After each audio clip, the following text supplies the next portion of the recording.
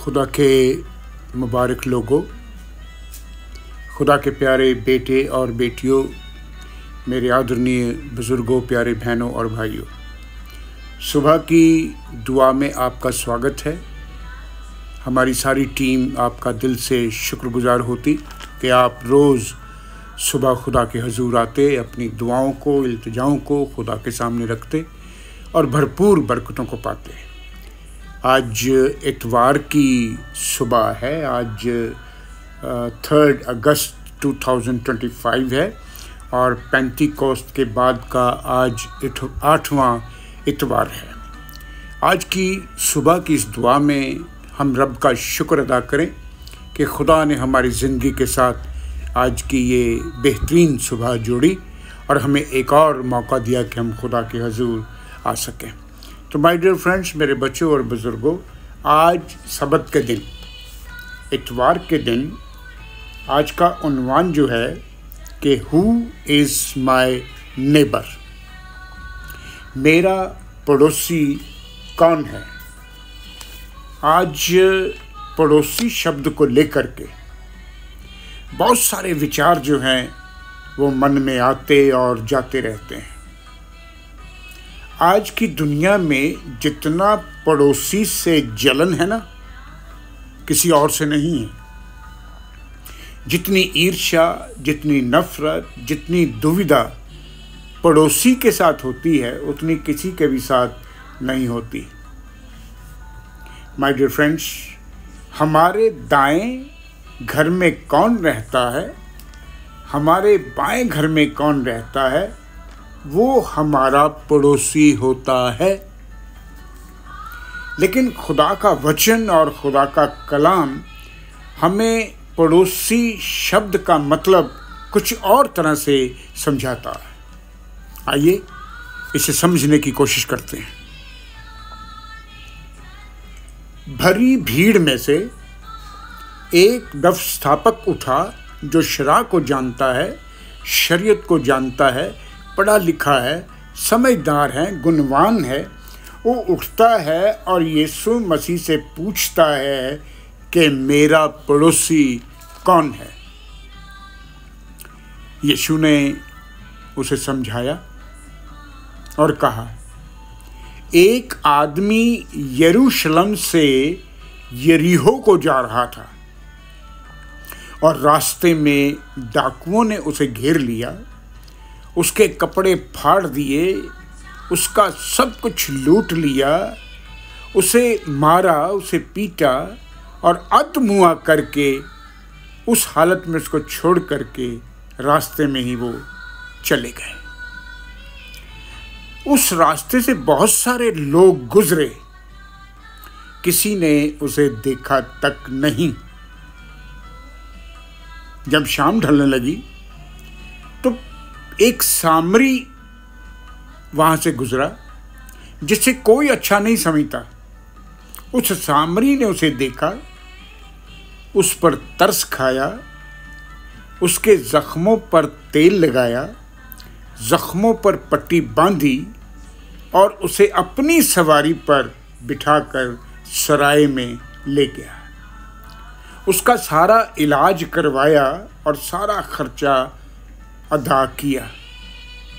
यही है पड़ोसी, इसे कहते हैं पड़ोसी। कोई भी कहीं भी कभी भी इस हालत में जो उसकी मदद करता है वही उसका पड़ोसी होता है। डियर फ्रेंड्स, मेरे प्यारे बच्चों और बुज़ुर्गों, ये लूका की अंजील थी, उसका 10वां अध्याय, उसकी 29वीं आयत से आगे कुछ शब्द जो हैं वो आपके लिए बयान हो रहे थे। माय डियर फ्रेंड्स, मेरे बच्चों, बुज़ुर्गों, प्यारे बहनों और भाइयों, खुदा का कलाम फरमाता है कि तू अपने पड़ोसी को अपनी तरह प्यार करना, इससे बड़ा और कोई हुक्म नहीं है।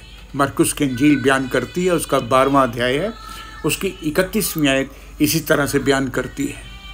आज की जो खूबसूरत आयत मैं आपको देने जा रहा हूँ। ये आपके साथ दिन भर रहेगी और आपको अपने पड़ोसी को किसी और अंदाज में देखने के लिए मजबूर करेगी। गलतियों 5वां अध्याय है, उसकी 14वीं आयत है। The book of Galatians chapter 5 verse 14 लिखा गया है, क्योंकि सारी व्यवस्था और सारी शरह इसी बात में पूरी हो जाती है कि तू अपने पड़ोसी से अपने तरह मोहब्बत रख। यही है आज का वचन, यही है आज का कलाम, यही है आज का मैसेज। बस एक दूसरे से प्यार करें, मोहब्बत रखें और रूह और सच्चाई से मिले रहें और एक दूसरे की मदद करें।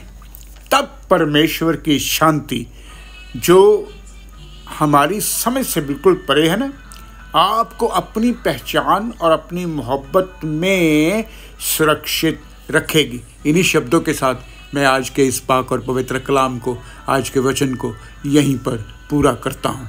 खुदा बाप, खुदा बेटे और खुदा पाक रूह के नाम से आमीन आमीन। दुआ का वक्त हो गया है। आइए हम मिलकर के दुआ मांगें। अपने आप को खुदा के सामने पेश करें, अपनी आंखें बंद करें, अपने हाथों को जोड़ लें, अपने आप को नीवा करें और हंसते ममूर जो लोग घुटनों पर आना चाहते हैं वो घुटनों पर आ जाएं। हमारे स्वर्गीय पिता, हम तेरा धन्यवाद करते हैं आज की सुबह के लिए कि तूने आज की ये शुभ सवेर हमारी ज़िंदगी में जोड़ी और हमें एक और मौका दिया है कि हम तेरी पाक और पवित्र हुजूरी में आ सकें, अपनी दुआओं को, अपनी इल्तिजाओं को तेरे सामने रख सकें। खुदावंद, आज जितने बच्चे और जितने बुज़ुर्ग तेरे सामने बैठे हैं, इन सबको बरकत दो खुदावंद। इनकी सब की ज़रूरतों को पूरा करो, ज़रूरतें ही नहीं बल्कि दिल के ख्याल और मनोकामनाओं को पूरा करो। आज सबत का दिन प्रभु परमेश्वर इनकी ज़िंदगी में माकूल ठहरे, सब बरकतों से भरा हुआ और लबरेज होता हुआ दिखाई दे।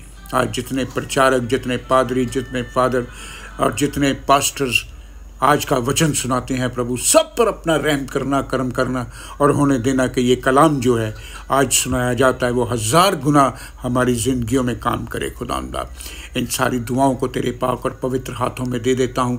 तेरे उस इकलौते बेटे प्रभु यीशु मसीह के नाम से मांगता हूँ जो हमें इस तरह से तेरे सिंहासन पर मांगना सिखाता है।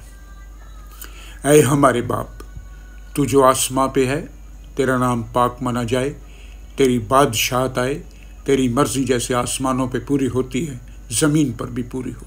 हमारे रोज़ की रोटी आज हमें बख्श दे कि जैसे हम अपने कसूरवारों को मुआफ़ करते, तू भी हमारे कसूर हमें मुआफ़ कर। हमें आजमाइश में ना पड़ने दे बल्कि बुराई से बचा, क्योंकि बादशाहत, कुदरत और जलाल हमेशा तेरे हैं। आमीन आमीन। आइए हम खुदा की बरकतों को लें, अपने हाथों को स्वर्ग की ओर उठाएं। अब हमारे खुदावंद यीशु मसीह का फजल, खुदा बाप की मोहब्बत और रूह पाक की रिफाकत और शिराकत आप सबों के साथ, सभी ईमानदारों के साथ, कुल कायनात के साथ, बैठे हुए सभी बच्चे और बुजुर्गों के साथ अब से लेकर के हमेशा हमेशा तक होती रहे। आमीन आमीन। खुदा में आप सबकी सलामती हो। आज का इतवार आप सबके लिए बहुत आशीष वाला हो। अपना ख्याल रखें, अपने बच्चों का ख्याल रखें, अपने परिवारों का ख्याल रखें, अपने बुज़ुर्गों का ख्याल रखें और खुदा में सलामत रहें। इन्हीं शब्दों के साथ रब रखा।